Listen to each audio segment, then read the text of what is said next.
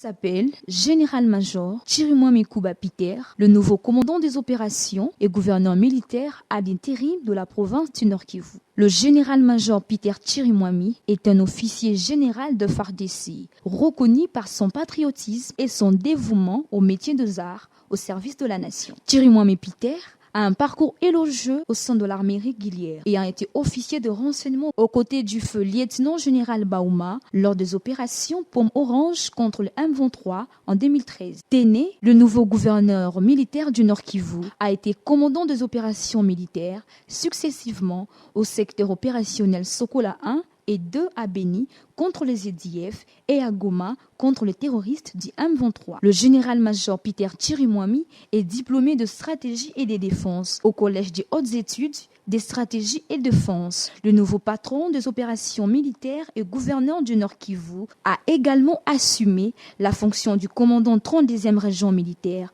comprenant la province d'Elituri et celle du Haut-Uélé. Pétri d'intelligence, de rigueur, avec un sens élevé d'humanisme, le nouveau gouverneur ad interim du Nord Kivu a été dans le sillage opérationnel, aux côtés du lieutenant-général Luboyanka Johnny, gouverneur d'Elituri depuis 2022. Il a appuyé le gouverneur militaire d'Elituri, le lieutenant-général Luboyanka Johnny, dans l'accomplissement de la mission de restauration de l'autorité de l'État dans l'approche non militaire. Ici, le dialogue, le pourparler avec les groupes armés ont permis les désarmements de cœur et esprit de belligérants. Une approche réussie à côté de l'approche militaire, car plusieurs entités dans les territoires d'Edjougou et Urumou sont en voie d'être pacifiées. Sa désignation aux fonctions de commandant des opérations militaires au Nord Kivu va certainement redynamiser les opérations militaires et mettre hors d'état de nuire les ennemis de la République, le M23 et leurs alliés dans le Rwanda. Également, son avènement à la tête du Nord Kivu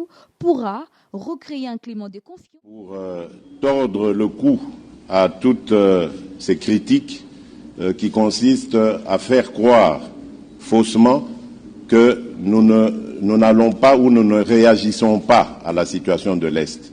Je demande à tous de bien se tenir parce que notre riposte sera impitoyable et jusqu'à l'éradication totale de cette violence à l'Est.